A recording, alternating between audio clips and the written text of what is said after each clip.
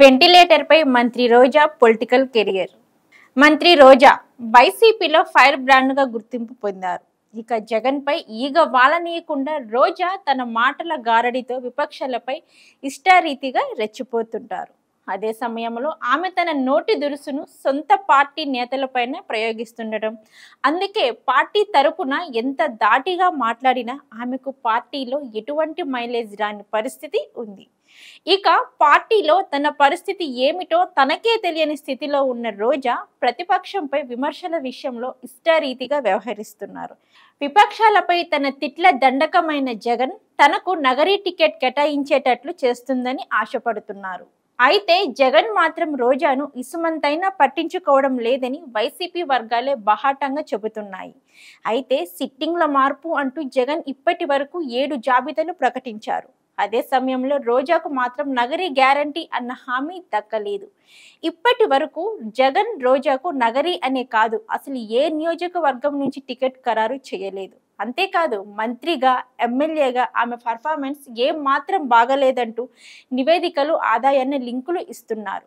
అయితే నగరీలో మాత్రం ఆమెకు పోటీ చేసేందుకు ఛాన్స్ ఇస్తే ఓటమి ఖాయమని పార్టీ శ్రేణులే చెబుతున్నాయని అంటున్నారు. దీంతో రోజా పొలిటికల్ కెరీర్ ప్రస్తుతం వెంటిలేటర్ మీద ఉందని భావించాల్సి వస్తుందని పరిశీలకులు విశ్లేషిస్తున్నారు. ఇప్పటి వరకు వైసీపీ అధినేత జగన్ స్వయంగా చేయించుకున్న అన్ని సర్వేల్లో నగరి ప్రజలు రోజాపై తీవ్ర వ్యతిరేకతతో ఉన్నట్లు తేలిందని అంటున్నారు.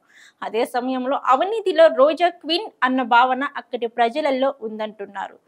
భూములు, మట్టి దోచుకున్నారని విమర్శిస్తున్నారని సర్వేలో తేలింది. గురువింద గింజ తనపై నల్లు పెరగదన్నట్లు రోజా తనపై వచ్చిన, అలాగే వస్తున్న అవినీతి ఆరోపణలకు ముందు సమాధానం చెప్పి ఆ తర్వాత చంద్రబాబుపై విమర్శలు చేయాలని తెలుగుదేశం పార్టీ నేతలు అంటున్నారు. ఇక రోజాపై ఆమె పార్టీకి చెందిన కౌన్సిలరే 40 లక్షలు లంచం ఇచ్చానని మీడియా సమావేశంలో చెప్పినా రోజా ఎందుకు స్పందించలేదని నిలదీస్తున్నారు. ఇక రోజాకు మద్దతుగా వైసీపీ నుంచి ఒక్కరంటే ఒక్కరు కూడా ముందుకు వచ్చి మాట్లాడట్లేదని, ఆమె అవినీతికి పాల్పడినట్లే కదా అని ప్రశ్నిస్తున్నారు. ఇక ప్రతిపక్ష నేతలపై నిత్యం నిరాధార ఆరోపణలతో విరుచుకుపడుతున్న రోజాపై సొంత పార్టీ నుండే అవినీతి ఆరోపణలు వచ్చాయని, పార్టీ కూడా ఆ ఆరోపణలపై మౌనం వహించడం ద్వారా రోజాపై వచ్చినవన్నీ ఉట్టి ఆరోపణలను కాదని అంగీకరించేటట్లు అయిందని అంటున్నారు. దీన్ని బట్టే పార్టీ ఆమెను పక్కన పెట్టేసిందని అర్థమవుతుందని, అయినా రోజా తెలుగుదేశం అధినేతపై ఆరోపణలు చేయడం అంటే ఆకాశం మీద ఉమ్ము వేయడం. ఆకాశం మీద ఉమ్ము వేయడం లాంటిదని తెలుగుదేశం నేతలు అంటున్నారు.